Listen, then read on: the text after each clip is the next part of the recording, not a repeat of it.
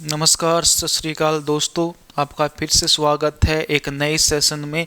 पिछले सेशन आपको अच्छा लगा होगा, आशा करता हूँ। इस नए सेशन में हम दोबारा आ गए हैं इतिहास को पन्ने को पलटते हुए। तो जहाँ तक मेरे को याद आ रहा है बेटा, आपको पिछली क्लास में अकबर के बारे में कुछ जानकारी बताई थी। हमने कुछ साक्ष्य बटोरे थे जिसके बारे में मैंने आप लोगों को रूबरू करवाया था। किसके बारे में? इतिहास से रिलेटेड। किसके इतिहास से रिलेटेड? तो अकबर के इतिहास से रिलेटेड।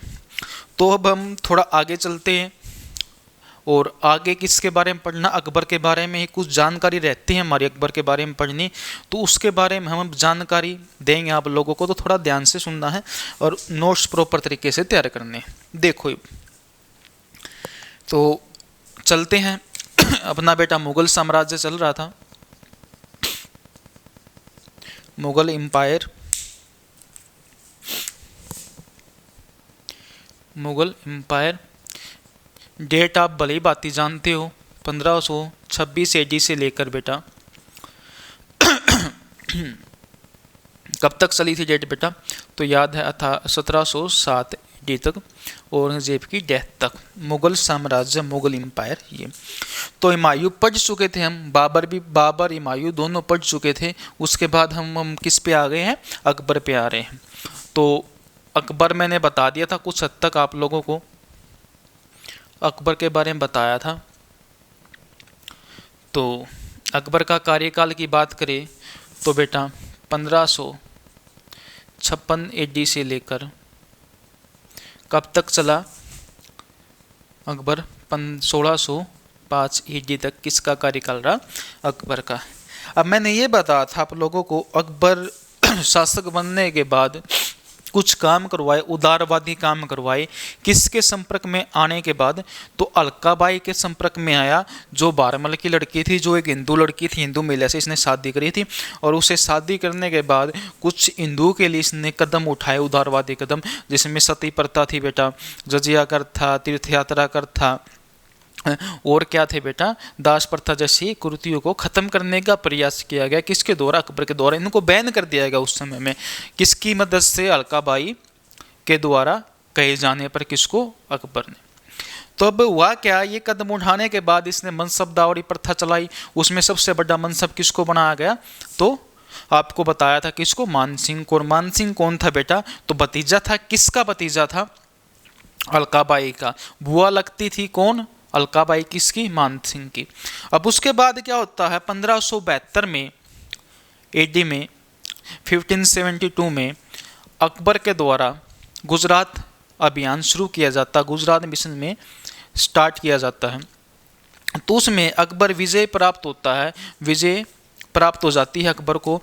उसमें क्या करता? उस दौरान, उस खुशी में, गुजरात अभियान में सफल होने की खुशी में अकबर द्वारा भारत के अंदर फतेहपुर सीकरी के अंदर बेटा 1573 में एक दरवाज़ा बनाया जाता है, बुलंद दरवाज़ा, जो फतेहपुर सीकरी के अंदर है। और फतेहपुर सीकरी के अंदर इबादत खाना, पंच महल, मरियम महल, और क्या बेटा, सलीम चिश्ती का मकबरा। ये सारी चीज़ें कहाँ पर बनाई जाती है?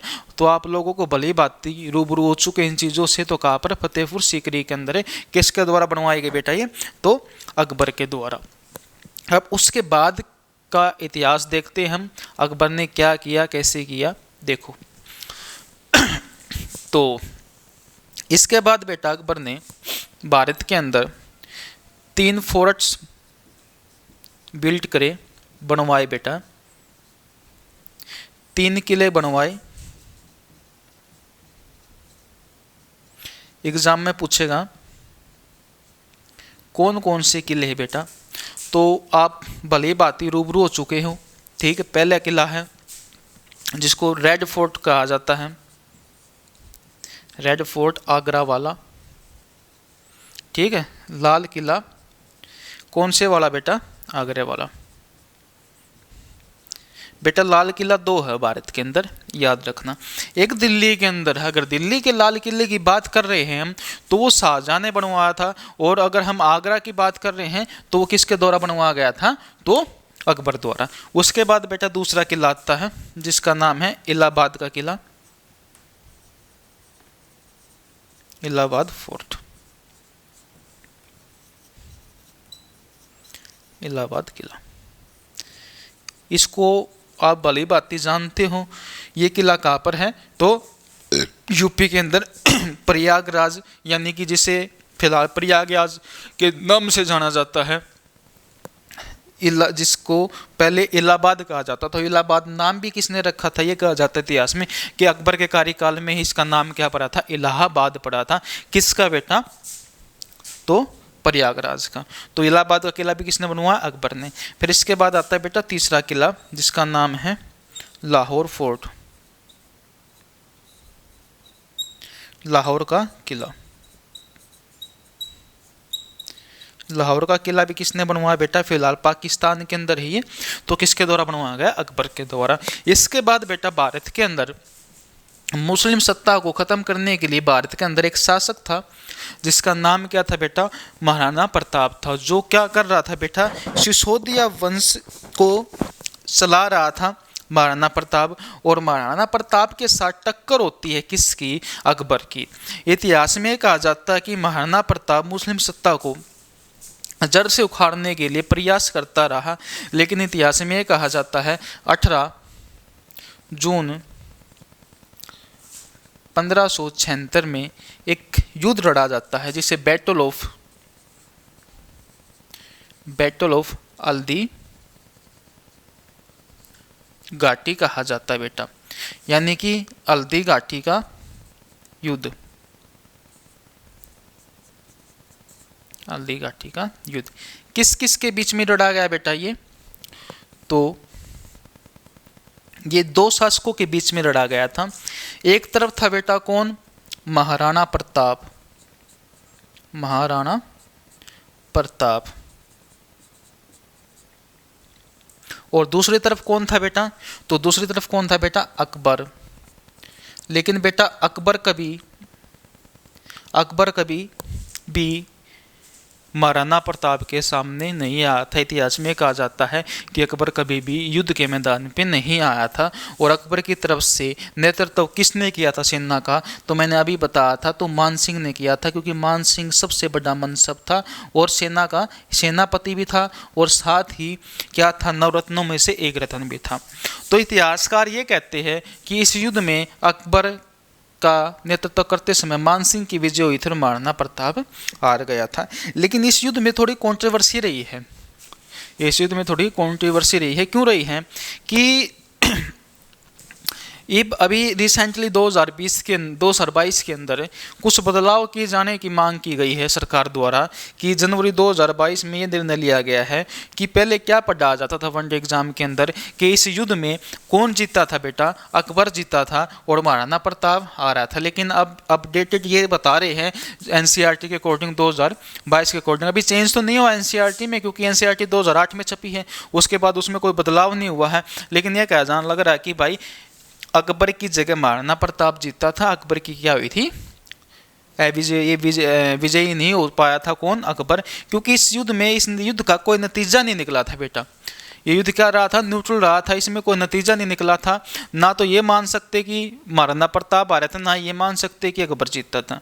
क्यों नहीं मान सकते? क्योंकि कोई नतीजा नहीं निकला, इसलिए इसमें कुछ चोटें लग गई थी महाराणा प्रताप को, चोटिल हो गई थी युद्ध के दौरान। बाद में उन चोटों की वजह से आगे जाके इतिहास में कहा जाता है कि वो उसकी क्या बोलते हैं, मृत्यु का कारण भी बने। लेकिन एक युद्ध और हुआ था जो 1576 के बाद 1582 के अंदर अकबर और किसके बीच में? महाराणा प्रताप के बीच में। उसका भी कोई नतीजा नहीं निकला था। लेकिन अभी अगर वनडे एग्जाम की बात करें तो पेपर में अभी यही मानना, आपको यही निशान लगा के आना, कौन से वाला? ये वाला, ठीक है। और ये वही युद्ध है जिसके अंदर अफवाह फैला दी गई थी कि अकबर युद्ध के मैदान में आ गया है। एग्जाम में पूछ ले तो ये कई बार आ जाता है एग्जाम में, कई एग्जाम में पूछा भी गया ऐसा कौन सा युद्ध है जिसमें भी अफवाह फैलाई गई थी कि अकबर युद्ध के मैदान में आ गया है, और जिसकी वजह से महाराणा प्रताप की सेना में भगदड़ भी मच गई थी बहुत ज्यादा। ये बात कहने के बाद किसके द्वारा है? किसी ने अफवाह फैला दी थी ताकि महाराणा प्रताप की सेना को कमजोर किया जा सके। क्योंकि उस समय अकबर का जो प्रतिष्ठा थी वो बहुत ज्यादा फैल चुकी थी बेटा। तो प्रतिष्ठा बढ़ने की वजह से खौफ था सैनिकों के बीच में। और एक बेटा खुद आए, साक्षात्कार खुद आए सेना के अंदर राजा, तो एक तो वह चीज़ और एक सैनिक लड़े, उसका सेनापति लड़ रहा है, एक वह चीज़, उसमें फर्क पड़ जाता है। क्योंकि जब खुद राजा आता ना मैदान में तो थोड़ा अलग इम्पैक्ट पड़ता है। तभी तो बोलते हैं ना, इतिहास में कहावत है एक, कहावत क्या लोग सिंपली बोलते हैं कि अगर चूहों का सरदार शेर है तो सभी चूहे क्या है बेटा, शेर हैं, और शेरों का सरदार चूहा तो सभी शेर क्या है बेटा, चूहे हैं। तो ये बातें कही जाती है। ऐसे क्या था बेटा, इस युद्ध में था, कौन सा, हल्दी घाटी वाला युद्ध में। तो अगर वनडे एग्जाम की बात करें बेटा, तो वनडे एग्जाम में आप लोगों को क्या मानना है, ये इसमें कौन जीता था, अकबर जीता था। और अकबर की तरफ से कौन लड़ा था मैदान में, मान सिंह लड़ा था। याद रखना कौन से युद्ध में, हल्दी घाटी के युद्ध में। कब हुआ, 18 जून 1576 के अंदर हुआ था बेटा। याद रखनी आप लोगों को ये चीज़ें, इतना उतारो आप लोग अच्छे से एक बार इसको, फिर आगे चलते हैं। फिर इसके बाद बताएंगे हम किसके बारे में बेटा, जानकारी आप लोगों को सिख धर्म के चौथे पांचवें गुरु के बारे में। और ठीक है, कैसे दोस्ती थी इनकी, अकबर की और चौथे गुरु की, सिख धर्म के गुरुओं के बारे में आप लोगों को बताएंगे। एग्जाम में पूछे जाता थोड़ा बहुत यही से। मैं पानी ले लेता हूँ इतना थोड़ा।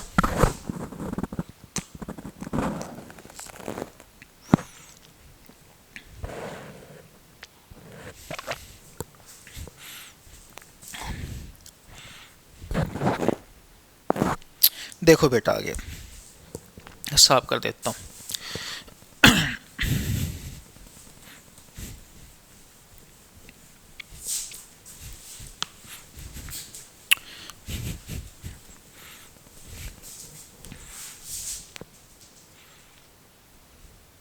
देखो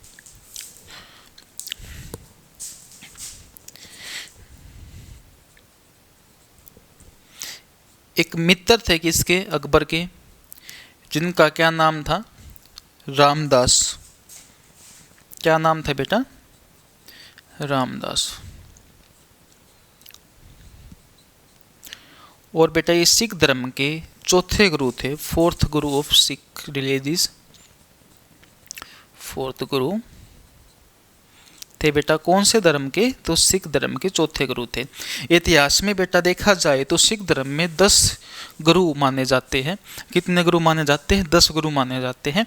तो 10 गुरु में सबसे पहले जो गुरु आते हैं, बता देता हूँ आपको, करवाऊँगा मैं आगे जाल के, मिसल वगैरह करवानी आपको, महाराजा रणजीत सिंह वगैरह करवाना है। और इनके बाद आप लोगों को महाराजा रणजीत सिंह के बाद और ये क्या, सिख धर्म के 10 गुरु और गुरु और बंदा सिंह बहादुर वगैरह, इनके बारे में बताना आप लोगों को। तो जो सबसे पहले गुरु थे वे थे गुरु नानक देव जी, दूसरे अंगद देव जी, तीसरे अमरदास जी, चौथे रामदास जी, पांचवें गुरु अर्जन देव जी, छठे गुरु हरगोविंद जी, सातवें गुरु हर राय जी, आठवें गुरु हरकिशन जी, नौवें गुरु तेग बहादुर जी, 10वें गुरु गोविंद सिंह जी। तो 10 गुरु माने जाते हैं किसमें, सिख धर्म में, याद रखना। और फिर उनके बाद 10वें गुरु ने पंथ चला दिया था कि आज के बाद, खालसा पंथ की स्थापना करने के बाद जो गुरु ग्रंथ साहिब हैं उन्हीं को क्या मानना है, गुरु मानना है। तभी तो कहा था आज्ञा परी अकाल की तभी चलायो पंथ है। सभी गुरुओं का क्या है, आज्ञा है कि गुरु मानियो ग्रंथ, यानी कि सभी गुरुओं का यही आदेश है कि भाई अपने को क्या मानना, गुरु ही ग्रंथ मानना है। तो गुरु को ही अब क्या माना जा, मतलब ग्रंथ को ही क्या माना जाता है बेटा, गुरु माना जाता सिख धर्म में। तो ये कौन से गुरु थे, चौथे गुरु थे। इनको 500 बीघा जमीन अकबर द्वारा भेंट की गई थी। किनको, गुरु रामदास जी को। और इस 500 बीघा जमीन पर गुरु रामदास द्वारा एक सिटी, एक शहर बसाया गया था बेटा, एक शहर बसाया गया था, जिस शहर का नाम था बेटा रामदास नगर। रामदास नगर, क्या नाम था बेटा, रामदास नगर, रामदास नगर। और अब इसे वर्तमान में किस नाम से पुकारा जाता है बेटा, तो अमृतसर, अमृत शहर या अमृतसर भी कह सकते हैं। तो अमृतसर किस नाम से पुकारा जाता है, अमृत शहर या अमृतसर के नाम से पुकारा जाता है। किसको, रामदास नगर को। यहाँ पर गुरु रामदास जी के द्वारा एक तालाब बनाया गया था, जिसमें जो व्यक्ति बीमार वगैरह होते थे, जो किसी बीमारी से ग्रसित थे, वो इस तालाब के अंदर जो व्यक्ति स्नान करते थे गुरु की कृपा से, तो उनकी बीमारियां दूर हो जाती थी, उनके रोग दोष जितने भी थे उनके सभी क्या हो जाते थे, दूर हो जाते थे इस जल के अंदर स्नान करने के बाद। कौन से? उस तालाब के अंदर, बेटा याद रखना। तो किसके द्वारा शहर बसाया गया? रामदास जी के द्वारा। फिर इसी शहर के अंदर बेटा, इसी शहर के अंदर 1589 AD में अकबर के कार्यकाल के दौरान ही हरमिंदर साहिब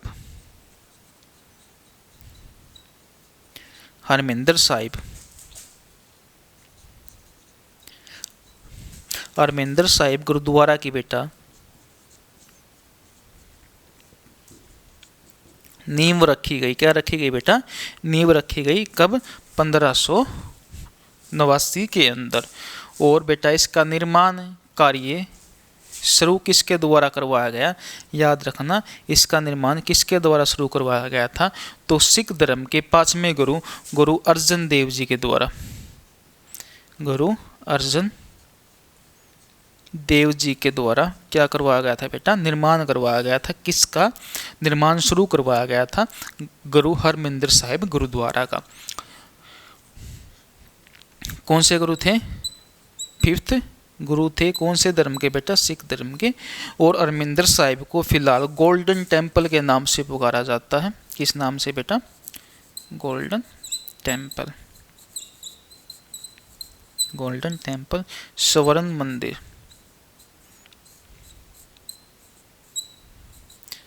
कहाँ पर बेटा? अमृतसर के अंदर।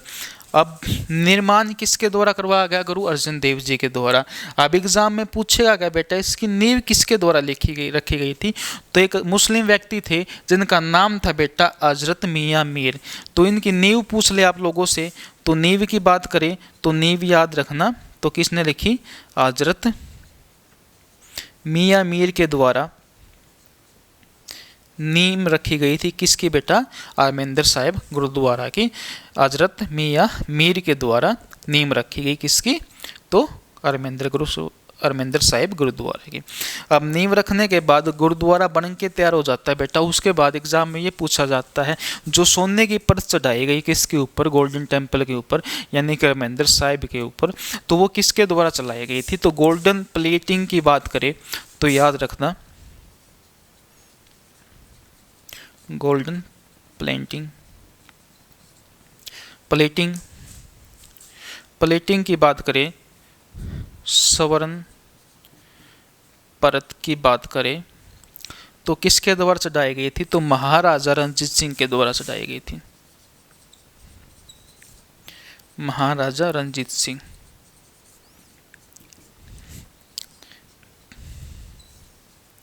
पढ़ाया जाएगा आप लोगों को महाराजा रणजीत सिंह। महाराजा रणजीत सिंह बहुत शक्तिशाली व्यक्ति थे बेटा।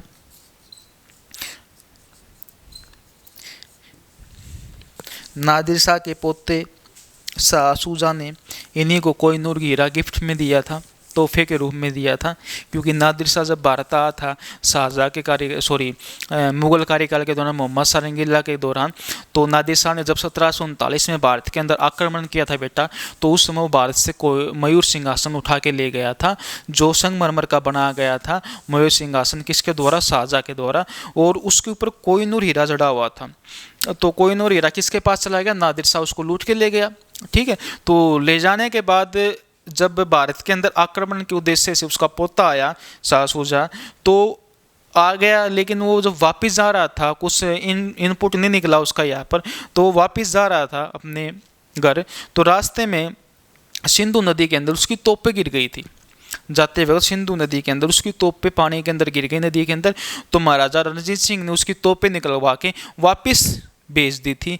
इसलिए उसके इस उपकार के, किसके उपकार के? महाराजा जी के इस उपकार के कारण ये कहा जाता है कि शाह सूजा ने महाराजा रणजीत सिंह को कोहिनूर हीरा तोहफे के रूप में दिया था।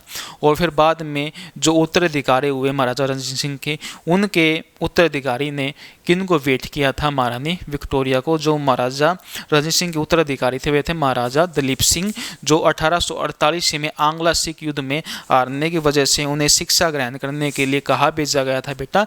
तो विक्टोरिया के पास, महारानी के पास भेजा गया था। तो वहाँ पर उन्होंने शिक्षा ग्रहण करी थी, तो उन्होंने तोहफा दिया था। लेकिन बाद में वे दोबारा सिख धर्म में परिवर्तित हो गए थे। शुरू में उन्होंने ईसाई धर्म की शिक्षा देने के लिए उन्होंने प्रेशर डाला था, बाद में लेकिन दोबारा से सिख बन गए। कौन? महाराजा दलीप सिंह। तो बेटा महाराजा दलीप सिंह ने गोल्डन पर्थ यानी कि स्वर्ण पर चढ़ाई किसके ऊपर बेटा? तो हरमिंदर साहिब गुरुद्वारे के ऊपर। तो याद रखना ये जो जानकारी बेटा, ये सारी की सारी जानकारी कब की है? अकबर के कार्यकाल की है। तो याद रखना। और जो महाराजा रणजीत सिंह हैं वो बात आती कौन सी शताब्दी में? 18वीं शताब्दी के आसपास उन्होंने ये काम किया था।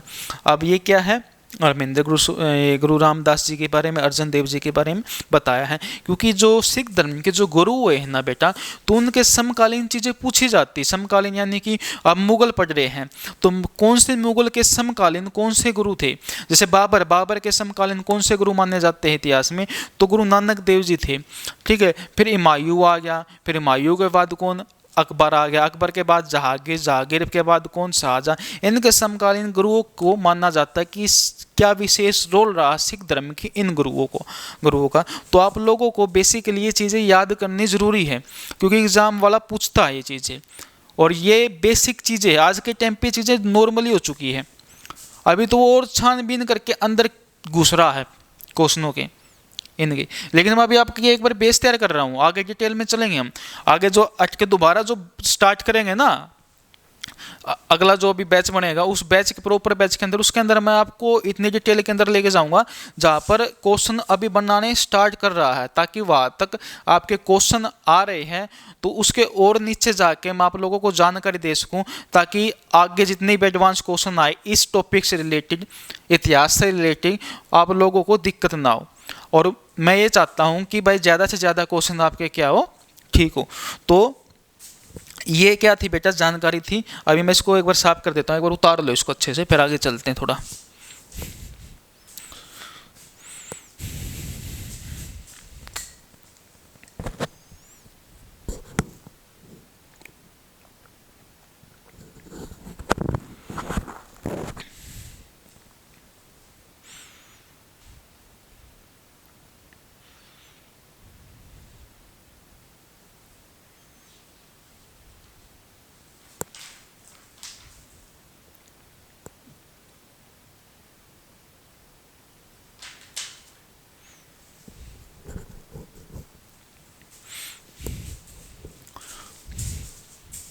कर दे बेटा सब।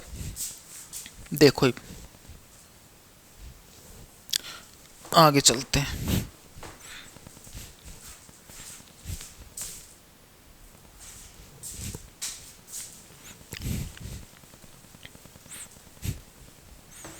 इसके बाद आप लोगों से एग्जाम में पूछा गया बेटा, अकबर के कार्यकाल के दौरान ही महाभारत का फारसी भाषा में अनुवाद किया गया था। कौन सी भाषा में अनुवाद हुआ था?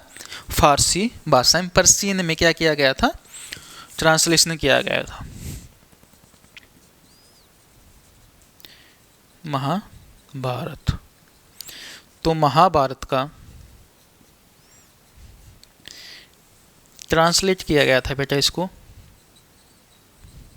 ट्रांसलेशन किया गया था, अनुवाद पर्शियन लैंग्वेज में।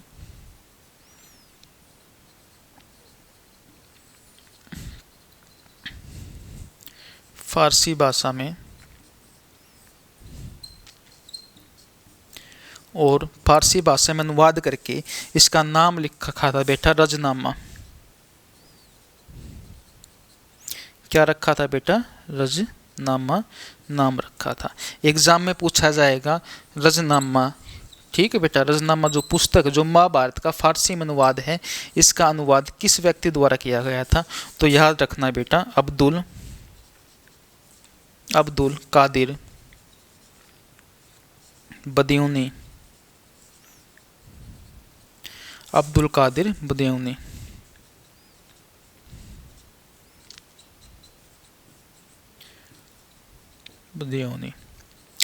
तो अब्दुल कादिर द्वारा किसका अनुवाद किया गया था? महाभारत का। किसके कार्यकाल के दौरान बेटा? अकबर के कार्यकाल के दौरान। तो रजनामा किसे कहा जाता है बेटा? भारत को, महाभारत को। किस भाषा में?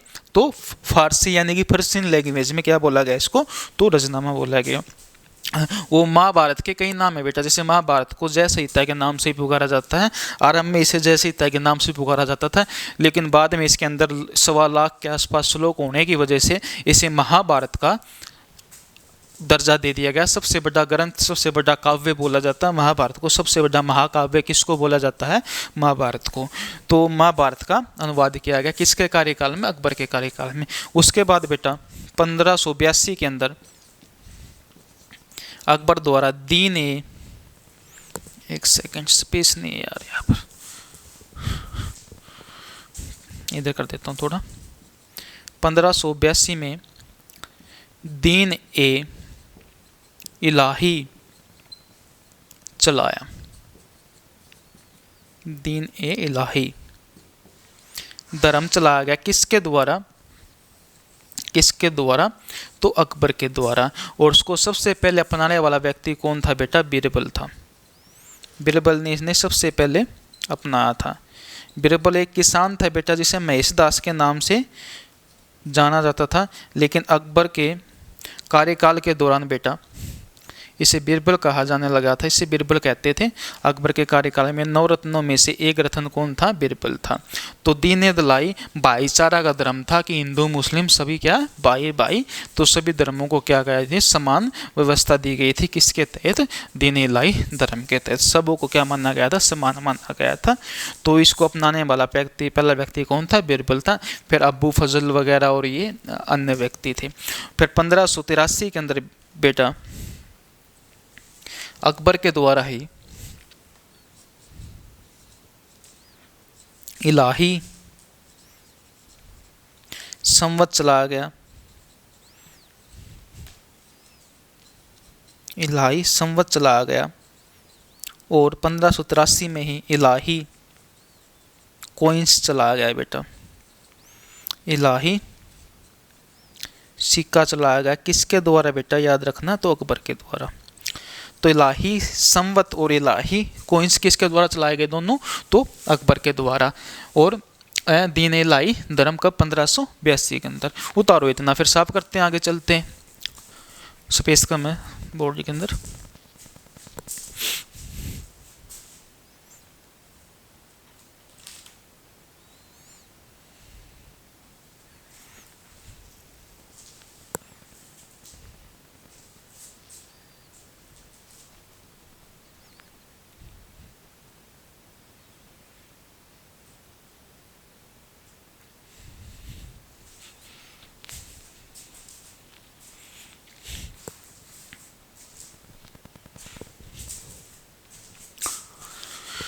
चलो आगे चलते हैं बेटा, साफ कर देता हूं मैं।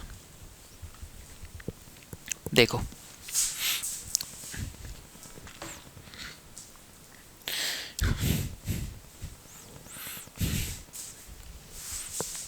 इसके बाद देखो बेटा, इसके बाद 1585 के अंदर, इधर से स्टार्ट करता, 1585 के अंदर बेटा एडी के अंदर अकबर द्वारा जो कैपिटल होती है भारत की, जो राजधानी थी अकबर के कार्यकाल की, तो अकबर राजधानी को, अपनी कैपिटल को, राजधानी को बेटा, राजधानी को फतेहपुर सीकरी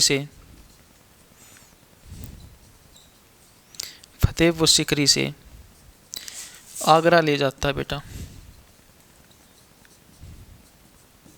आगरा, फतेहपुर सीकरी से कहाँ ले जाता है? आगरा। फतेहपुर सीकरी से कहाँ पर चेंज कर दी जाती? आगरा कर दी जाती। किसके द्वारा? तो अकबर के द्वारा। उसके बाद बेटा अकबर द्वारा बिगेस्ट कॉइन्स चला जाता, सबसे बड़ा सिक्का चला जाता है। बिगेस्ट कॉइन्स, बड़ा सिक्का, सबसे बड़ा सिक्का किसका? जिसका नाम था बेटा सेंसबी कॉइन्स। क्या नाम था बेटा? सेंसबी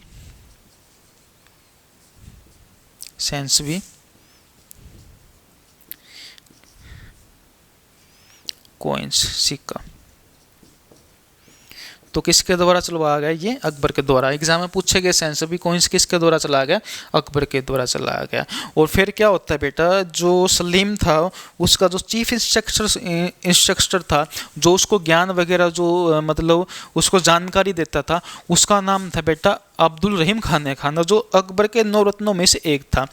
तो जब उसकी शरण में गया कौन? किसका बेटा? अकबर का बेटा सलीम। ये कहा जाता है इतिहासकारों के द्वारा कि उसके पास जाने के बाद जो सलीम था वो शराब का सेवन करना, अफीम खाना स्टार्ट कर दिया था उसने। किसने? सलीम ने, जिसकी वजह से उसकी पत्नी ने भी सुसाइड कर लिया था, मान सिंह की बहन ने, जिसका नाम था मानबाई, उसने भी सुसाइड कर लिया था। क्यों सुसाइड कर लिया था? क्योंकि वो परेशान हो चुकी थी किससे? सलीम से। और वो ज़्यादा सेवन करता था किसका? शराब, अफीम वगैरह का, ज़्यादा नशा का यूज़ करता था। और इसकी वजह से मानबाई के सुसाइड करने के बाद कुछ समय बाद इतना ये कहा जाता है कि इतना समय व्यतीत करने लग गया वो रम वगैरह और शराब में, इतना गुमसुम हो गया था कौन? सलीम। तो इसलिए इतिहासकारों ये द्वारा ये कहा जाता है कि उसने अपने पिता के खिलाफ विद्रोह कर दिया। किसने? सलीम ने। और 1598 में सलीम ने अपने पिता के खिलाफ विद्रोह कर देता है। 1598 ईडी में रिवोल्ट ऑफ सलीम का विद्रोह हुआ बेटा कब? 1598 में, अपने पिता के खिलाफ ही। कहा कि मेरे पिताजी क्या कर रहे हैं? गलत निर्णय ले रहे हैं, उनका निर्णय का नतीजा प्रजा को भुगतना पड़ रहा है। इसके लिए विद्रोह कर दिया अपने पिता के खिलाफ। किसने? सलीम ने। उस विद्रोह को कैसे तैसे करके दबा दिया गया अकबर के द्वारा। उसके बाद आदत तो तब हो गई, तब 1602 के अंदर 1602 के अंदर किसको मार दिया गया? अबू फजल को मार दिया गया बेटा। अबुल फजल को, अबू फजल की हत्या कर दी गई। किसके द्वारा? हत्या कर दी गई किसके द्वारा बेटा? तो वीर सिंह बुदेला के द्वारा। वीर सिंह बुदेला। वीर सिंह बुदेला ने किसकी हत्या कर दी बेटा? तो अबू फजल की। किसकी सहायता से? सलीम की सहायता से। तो सलीम ने किसका सहायता ली? वीर सिंह बुदेला की। दोनों ने मिलकर किसकी हत्या कर दी? अबू फजल की। कब? 1602 की बात है। और वीर सिंह बुदेला कौन है बेटा? वही व्यक्ति है जिसे फाउंडर ऑफ झांसी बोला जाता है। फाउंडर ऑफ झांसी, झांसी का संस्थापक कहा जाता है। झांसी शहर बसाने वाला व्यक्ति कौन सा? वीर सिंह बुदेला था। तो इसने किसकी हत्या कर दी? तो बेटा अबू फजल की हत्या कर दी। किसने मदद की सलीम की? वीर सिंह बुदेला ने। अब जैसे ही डेथ होती किसकी? अबू फजल की, उसके बाद ये कहा जाता है कि अकबर थोड़ा सक्रिय हो जाता है। और इतिहासकारों द्वारा ये कहा जाता है कुछ समय बाद 1605 में अकबर की मृत्यु हो जाती है। और मृत्यु होने का कारण बीमारी मानते हैं, अतिसार रोग मानते। अकबर को अतिसार रोग हो गया था, खूनी दस्त लग गए थे, जिसकी वजह से अकबर की मृत्यु हो गई। लेकिन ये कहा जाता है कि उस समय एक व्यक्ति था जिसका नाम था बेटा क्या बोलते इसको, इमादुद्दौला। क्या नाम था? इमादुद्दौला। इमादुद्दौला उस समय सबसे वरिष्ठ मंत्री था किसका? अकबर का। तो उसके कारण में उसने ये कहा था कि जो अगला शासक है वो कौन होना चाहिए। तो ये कहा जाता है इतिहासकारों द्वारा अगला शासक उसने किसको चयनित किया था? अकबर ने अपना उत्तराधिकारी। तो किसको नियुक्त किया था बेटा? तो ये कहा जाता है कि जहांगीर को, सलीम को अगला क्या बनाया जाता था? शासक बनाया गया था। लेकिन अकबर ने जिसका नाम मनोनीत किया था वो व्यक्ति था खुसरो। खुसरो था कौन? अकबर का पोता। किसका पोता था? अकबर का पोता था। लेकिन इमादुद्दौला ने इस निर्णय को नहीं माना। उसके कान में बोली गई थी ये बातें, इतिहासकार ये बोलते हैं, कई जगह लिखा हुआ है, ये कुछ मिथ भी कह सकते हैं इन चीज़ों को। तो कान में बोला गया था। लेकिन इमादुद्दौला ये चाहता था कि भाई अभी ये क्या है, अभी ये इतना कैपेबल नहीं हुआ है खुसरो कि ये शासन को चला सके। किसके शासन को?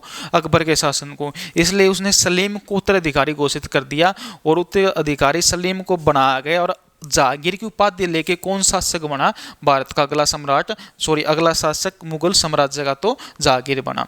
अब हुआ क्या, ये बात कब की है बेटा? 1605 की। लेकिन 1605 से पहले एग्जाम में पूछा जाता है कि भारत के अंदर अकबर के काल में पहला अंग्रेज कौन आया था? फर्स्ट ब्रिटिश व्यक्ति कौन था बेटा? तो याद रखना बेटा, रोल्फ फिंच था। कौन था? रोल्फ फिंच था, जो अकबर का कोर्ट के अंदर रहता था। कोर्ट यानी कि दरबार के अंदर उपस्थित रहता था अंग्रेज, जिसका नाम रोल्फ फिंच था। उसके बाद एग्जाम के अंदर बात करें तो 1599 में भारत आने वाला प्रथम अंग्रेज कौन था? तो बेटा जॉन मिल्टन हेल था। जॉन मिल्टन हेल क्या था बेटा? प्रथम व्यक्ति था जो भारत आया था। किसके कार्यकाल के दौरान? अकबर के कार्यकाल के दौरान। लेकिन ये अकबर के कार्यकाल के दौरान दरबार के अंदर उपस्थित रहता था। कौन? Ralph Fitch. ठीक है, किससे पहले आ चुका था ये? अकबर से, जॉन मिल्टन हेल से। लेकिन एग्जाम में क्वेश्चन ये वाला पूछता है बेटा 1599 वाला कि प्रथम अंग्रेज अकबर के कार्यकाल के दौरान कौन आया? तो जॉन मिल्टन हेल आया था। याद रखना, इतना उतारो। अब देखो एक चीज और बता देता हूँ आप लोगों को, अकबर की डेथ हो गई कब? 1605 में। कब? 1605 में डाइड। ठीक है, मृत्यु हो गई। किस रोग से बेटा? अतिसार रोग से। अतिसार रोग से किसकी मृत्यु हो जाती है? अकबर की मृत्यु हो जाती है। उसके बाद एग्जाम में पूछेगा बेटा अकबर को कहाँ दफनाया गया था? तो सिकंदराबाद, जो आगरा के अंदर है। कहाँ पर बेटा? सिकंदराबाद। सिकंदराबाद कहाँ पर? आगरा के अंदर, वहाँ पर इसको दफनाया गया था। सिकंदराबाद अकबर को यहाँ पर क्या कराया गया था? दफनाया गया था। यहाँ पर इसका क्या है? मकबरा है, टॉम्ब है। एग्जाम में पूछे अकबर का मकबरा टॉम्ब कहाँ पर है? तो प्रेजेंट में कहाँ पर है? सिकंदराबाद में ही। उस समय भी कहाँ पर बनाया गया था? सिकंदराबाद में। ये वही व्यक्ति है, वही मुगल शासक है बेटा, जिसकी अस्थियां जाट नेता राजा राम के द्वारा कब्र से बाहर निकाल के, मकबरे से बाहर निकाल के जला दिया गया था औरंगजेब के कार्यकाल के दौरान। क्योंकि उस समय जाट विद्रोह हो चुका था बेटा, और जाट विद्रोह में जो गोकुल जाट था उसकी मृत्यु हो चुकी थी। और मृत्यु के बाद उसका अगला उत्तराधिकारी कौन था? राजा राम था। राजा राम ने इसकी अस्थियों को निकाल के जला दिया था। ठीक है, तो याद रखना कहाँ पर मकबरा? सिकंदराबाद के अंदर है। फिर बेटा इसके कार्यकाल के दौरान, इसके कार्यकाल का जो इतिहास है वो किताबों में लिखा गया। तो 2 किताबें लिखी गई इसके कार्यकाल के दौरान। एक बुक का नाम है आईने अकबरी, जो अकबरनामा का ये एक पार्ट है। तो 2 बुकें लिखी गई, आईने अकबरी और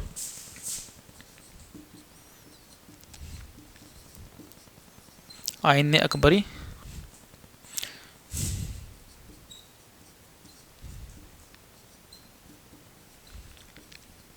और दूसरी पुस्तक है बेटा अकबरनामा।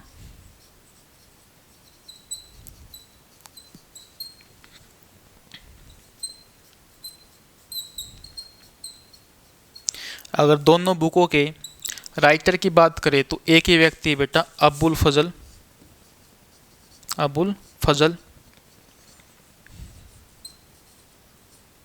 वही व्यक्ति है जिसकी हत्या किसके द्वारा की गई थी? जागीर के द्वारा।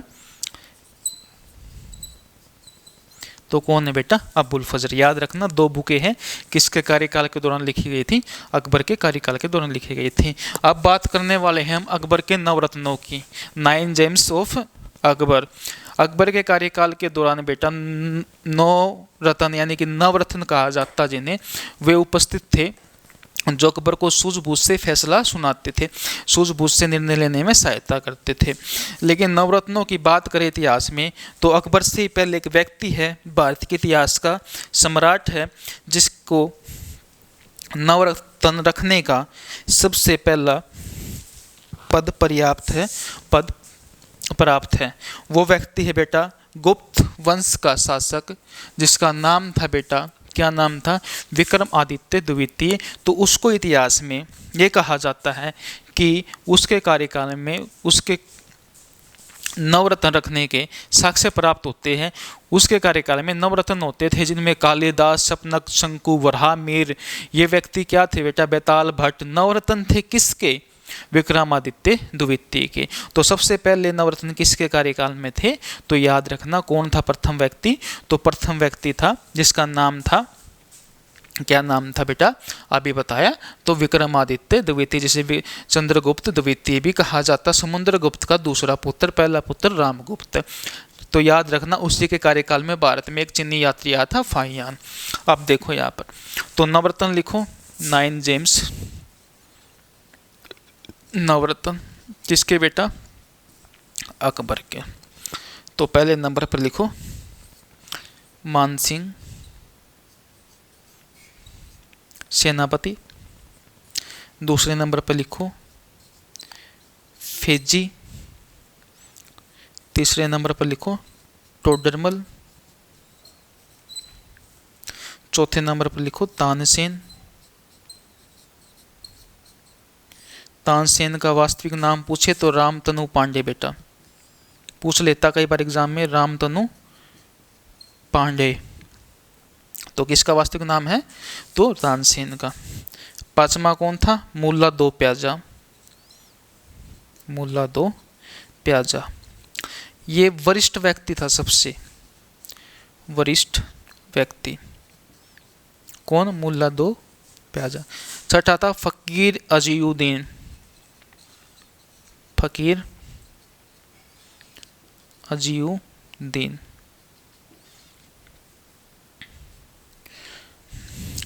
फिर आ जाओ बेटा सातवां व्यक्ति कौन था, तो सातवां व्यक्ति था बेटा कौन था, अबुल फजल। इंग्लिश में लिख दिया, हिंदी में लिख देता हूँ बेटा, अबुल फजल।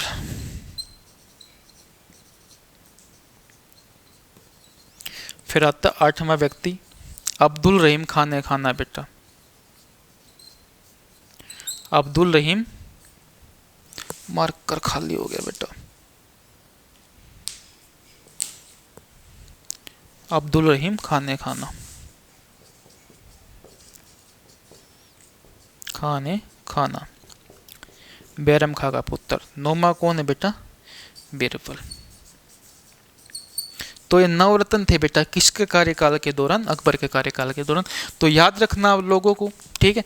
पहले नंबर पे कौन है, मानसिंह है, दूसरे नंबर पे कौन है, फेजी है, तीसरे पे कौन है, टोडरमल है, चौथे पे कौन है, तानसेन, रामतनु पांडे, पांचवें नंबर पर मुल्ला दो प्याजा, छठे नंबर पर कौन, फकीर अजीउद्दीन, सातवें नंबर पर अबू फजल, आठवें नंबर पर खाने खाना अब्दुल रहीम खाने खाना, नौवें नंबर पर बीरबल। तो ये नवरत्न थे किसके, अकबर के बेटा। दो पुस्तकें जो आईन अकबरी है किसका पार्ट है, अकबरनामा का, किसके द्वारा लिखी गई, तो अबू फजल के द्वारा लिखी गई। तो ये था बेटा अकबर के कार्यकाल के दौरान का इतिहास, जो आप लोगों को अभी बताया गया, आप जिससे रूबरू हुए हैं। एग्जाम में यहाँ से क्वेश्चन बनेंगे आप लोगों के लिए, तो आप लोगों को डरना नहीं है, बेझिझक निशान मारना है, आता है आप लोगों को, सभी बातें बता दी गई हैं, तो कोई प्रॉब्लम वाली बात नहीं है। अब इसके बाद इसका पुत्र गद्दी पर बैठता है बेटा 1605 में, इसकी डेथ होने के बाद 1605 AD में कौन गद्दी पर बैठेगा, तो बताओ कौन गद्दी पे बैठेगा। तो 1605 में जहांगीर गद्दी पे बैठता है। 1605 से लेकर 1627 तक गद्दी पर राज करता है कौन बेटा, तो जहांगीर। फिर 1627 से 1658 तक शाहजहां, और 1658 से बेटा 1707 तक कौन, औरंगजेब। तो ये अपने 3 शासक रहते हैं बेसिकली। कितने शासक रहते हैं, 3 शासक रहते हैं, जो आप लोगों के करवाने ज़रूरी है, क्योंकि जहाँ से क्वेश्चन बन रहा है वो ज़्यादा मोस्टली यही से बन रहे हैं, तो ये करवाने बहुत इंपॉर्टेंट है। तो अभी अपना अगला स्टार्ट कर रहे हैं जहांगीर। इतना उतार लो, मैं पानी कर लूँ, जलपान कर लूँ थोड़ा, फिर आगे चलते हैं।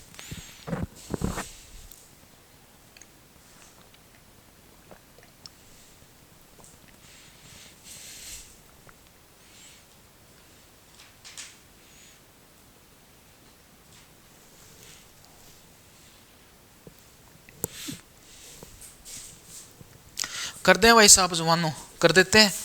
आगे चलते हैं, जहांगीर की तरफ रुख करते हैं। देखो जहांगीर के बारे में पढ़ने वाले हम अब, अकबर के पुत्र के बारे में। अकबर का पुत्र,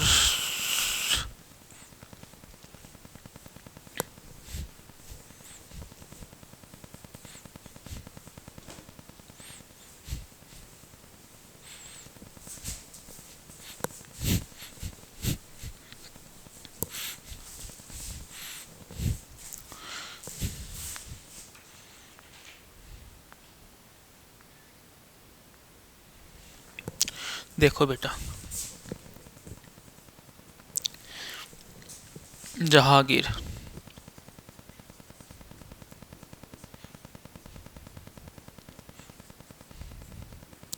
कार्यकाल की बात करें बेटा तो 1605 AD से लेकर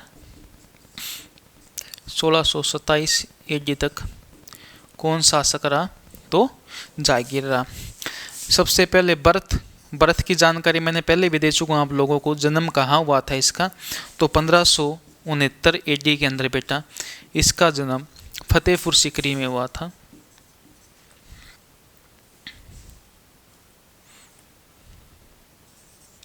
फतेहपुर सीकरी जो यूपी के अंदर है,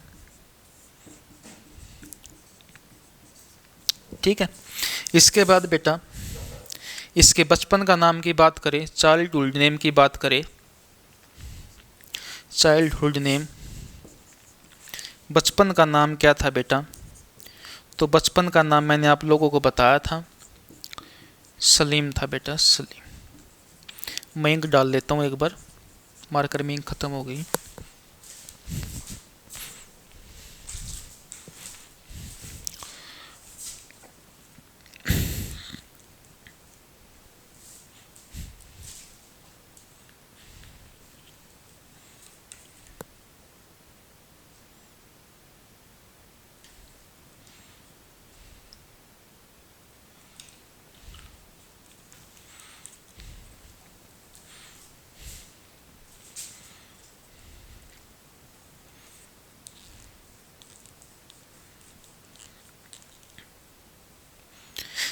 तो बेटा क्या था नाम? बचपन का नाम सलीम था।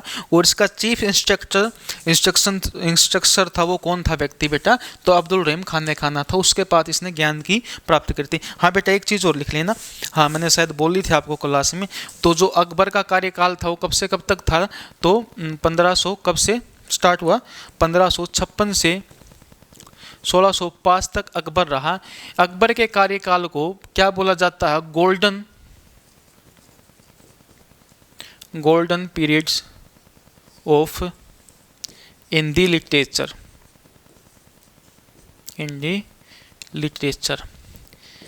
हिंदी साहित्य का स्वर्ण काल कहा जाता है। मैं ध्यान नहीं रहा मेरे को, लिखवाना अभी लिख लो। तो हिंदी साहित्य का स्वर्ण काल किसको कहा जाता है? अकबर के कार्यकाल के दौरान। अब क्या होता है बेटा, बचपन का नाम क्या है? सलीम। किसका?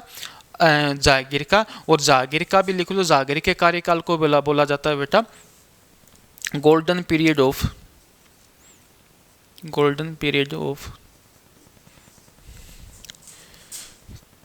पेंटिंग,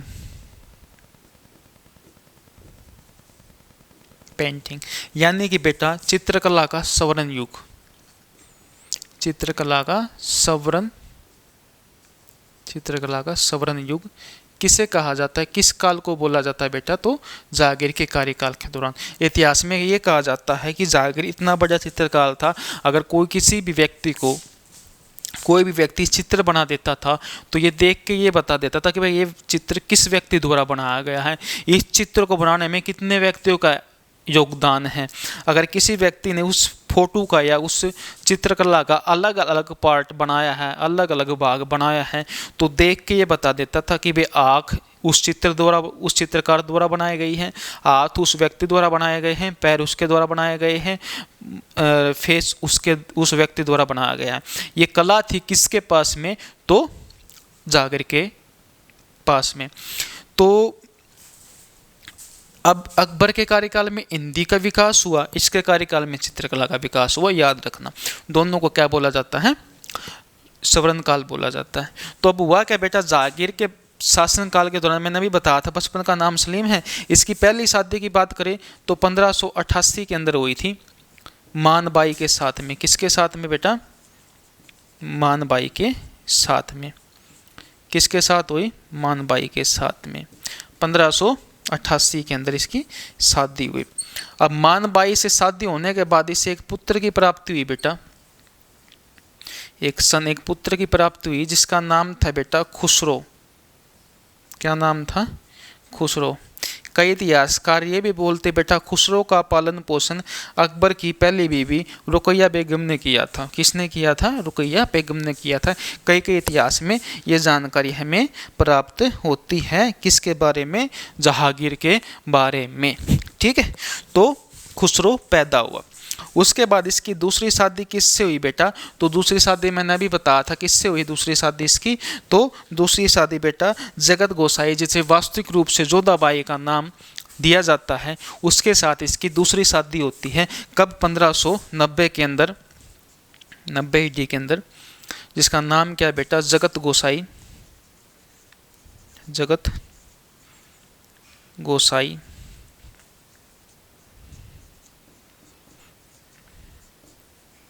जगत गोसाई जो उदय सिंह की लड़की थी। किसकी लड़की थी बेटा?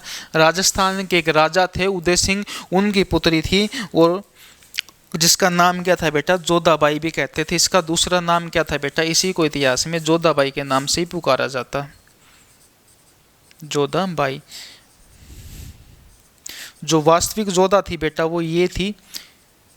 ठीक है, उनको कई जगह इतिहास के अंदर अलकाबाई को जोधाबाई के नाम से भी कहा जाता, लेकिन इनको क्या नाम दिया गया? ये वास्तविक रूप से यही मानी जाती जोधाबाई। और जिनसे एक पुत्र की प्राप्ति हुई थी, जिस पुत्र का नाम था बेटा खुर्रम। जगत गोसाई से किस पुत्र की प्राप्ति हुई? सन की प्राप्ति हुई। कौन सा पुत्र प्राप्त हुआ? खुर्रम। क्या नाम था बेटा? खुर्रम। खुर्रम का जन्म बेटा 1592 के अंदर माना जाता है। ये वही व्यक्ति बेटा, ये वही व्यक्ति, वही शासक है, जो वही पुत्र है जो आगे जाकर शाहजहां की उपाधि लेकर बेटा भारत की गद्दी पर बैठता है। मुगल साम्राज्य की अगली गद्दी पर कौन विराजमान होते हैं? खुर्रम होते हैं। और खुर्रम किसकी उपाधि लेते हैं? तो शाहजहां की उपाधि लेते हैं और भारत की गद्दी पर बैठते हैं। और ये वही व्यक्ति है जिसके कार्यकाल में स्थापत्य कला का, यानी कि आर्किटेक्ट का बहुत ज़्यादा विकास होता है। इसके कार्यकाल में सबसे ज़्यादा भारत के अंदर मोनूमेंट्स, इमारतें बनाई जाती, स्मारकें बनाई जाती। किसके कार्यकाल में? शाहजहां के कार्यकाल में। शाहजहां क्या करता है? बहुत ज़्यादा शौक होता है स्थापत्य कला का, यानी कि बहुत ज़्यादा इमारतों का क्या करता है? निर्माण करता है। दिल्ली का लाल किला, और क्या है? इंडिया गेट, और क्या चीज़ें बेटा? मोती मस्जिद, ताजमहल, ये सब चीज़ें किसके द्वारा बनवाई गई है? दीवाने आम, दीवाने खास, मयूर सिंहासन, सब शाहजहां के द्वारा बनाई गई है। और वो किसका पुत्र है? इसका पुत्र। कब? 1590 में शादी होती है जगत गोसाई के साथ। पुत्र खुर्रम प्राप्त होता 88 में मानबाई के साथ, जो किसकी बहन थी? मानसिंह की बहन थी, जो सुसाइड कर लेती है। क्यों सुसाइड कर लेती है? क्योंकि अफीम ज़्यादा खाता था कौन? जहांगीर नशे में रहता था। इसकी वजह से परेशान होकर मानबाई सुसाइड कर लेती, जिससे प्राप्त कौन होता? पुत्र खुसरो प्राप्त होता है। इसके बाद बेटा शासक बनने के बाद 1505 में ही कौन शासक बना? जहांगीर शासक बना। उसके अगले ही साल जहांगीर का पुत्र 1606 में रिवोल्ट ऑफ खुसरो क्या कर देता है बेटा? विद्रोह कर देता अपने पिता के खिलाफ। खुसरो का विद्रोह। इतिहास में कहा जाता है खुसरो विद्रोह कर देता अपने पिता के खिलाफ। तो जब विद्रोह करता है कौन? खुसरो, तो यह कहा जाता है खुसरो कि मैं राजा बनूंगा, आप योग्य नहीं हो। लेकिन जहांगीर ये कहता है कि किसी भी एक व्यक्ति, संत व्यक्ति या कोई प्रसिद्ध व्यक्ति द्वारा आप ये कहला दो कि तुम शासक बनने के लायक हो, तो मैं आपको शासक बना दूंगा। तो यह कहा जाता है सिख धर्म के 5वें गुरु, कौन से गुरु? 5वें गुरु, 5th गुरु, गुरु अर्जन देव जी अर्जन देव जी, अर्जन देव जी ने ये बात कही थी कि खुसरो शासक बनने लायक है। इस वजह से जहांगीर ने किसकी हत्या करवा दी थी? सिख धर्म के 5वें गुरु गुरु अर्जन देव जी की हत्या करवा दी गई थी। किन के द्वारा हत्या करवा दी गई थी? तो जहांगीर ने हत्या कर दी थी किन की? गुरु अर्जन देव जी की। क्यों? क्योंकि खुसरो के विद्रोह के कारण। और खुसरे के विद्रोह को दबा दिया गया था किसके द्वारा? जहांगीर के द्वारा। और दबाने के बाद इसको क्या कर लिया गया था? कैद कर लिया गया था, इसको काल कोठरी के अंदर डाल दिया गया था। बाद में खुसरो की हत्या खुर्रम द्वारा कर दी गई थी। खुर्रम द्वारा किसकी हत्या कर दी गई थी बाद में, कैद करने के बाद में? तो खुसरो की हत्या किसने करी थी बाद में बेटा? खुर्रम ने करी थी। ये कब की बात है? 1606 की बात है, जब विद्रोह हुआ था। उसके बाद खुर्रम ने इसकी हत्या कर दी। अब आगे चलते हैं थोड़ा इतिहास के अंदर, लेकिन बेटा आज का टाइम थोड़ा कंप्लीट हो चुका, पूरा हो चुका है। जो आगे चीज़ें हैं भारत के अंदर, अंग्रेज आता है कैप्टन हॉकिंस 1608 के आसपास, फिर थॉमस रो आएंगे, ठीक है। भारत के अंदर ईस्ट इंडिया कंपनी की स्थापना वगैरह होगी, वे चीज़ें बताएंगे आपको सारी चीज़ें। अकबर के कार्यकाल के दौरान ही ईस्ट इंडिया कंपनी की स्थापना हो गई थी 31 दिसंबर 1600 के अंदर। कहाँ पर स्थापना हो गई थी? ब्रिटेन के अंदर स्थापना हो चुकी थी 31 जनवरी 1600 AD के अंदर ईस्ट इंडिया कंपनी की स्थापना। और फिर भारत के अंदर ये परमानेंट एक कंपनी यानी कि एक फैक्ट्री खोलने के लिए आते हैं जहांगीर के कार्यकाल के दौरान। सबसे पहला कौन आता है भारत के अंदर? कैप्टन हॉकिंस आता है, लेकिन उसको परमिशन नहीं मिलती है। परमिशन नहीं मिलने की वजह से फिर दोबारा व्यक्ति आता है जिसका नाम था थॉमस रो, उसको परमिशन मिल जाती है, फिर भारत के अंदर फैक्ट्री डालता है। उसके बाद बीच में एक स्टोरी सी प्रचलित होती है और जहांगीर को किसी से प्यार हो जाता है, एक महिला होती है, ठीक है। और उसके पिताजी जहांगीर के अकबर के कार्यकाल के दौरान एक मंत्री होते हैं जिसका नाम मैंने अभी बताया था, इमादुद्दौला, जिन्हें ग्यास बेग के नाम से भी जाना जाता है। उसके बाद उसकी पुत्री रानी बनती किसकी? जहांगीर की। जहांगीर के साथ में उस महिला की शादी होती है। शादी हो